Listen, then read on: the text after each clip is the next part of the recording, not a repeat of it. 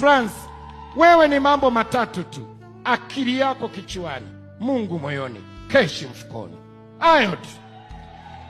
Mwanaume mwenye akili kichwani haoni mwanamke mwingine yoyote akampenda zaidi ya mke wake.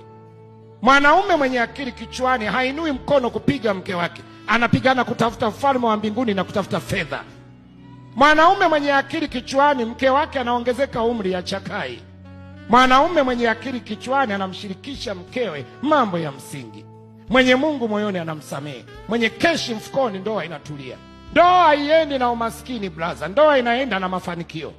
Heshima ya mwanaume sio wallet iliyojaa vitambulisho vya mpiga kura. Heshima ya mwanaume sio mahangaiko ya kubeti. Hakuna fedha rahisi. Fedha inataka kupambana na mipango ya mbele.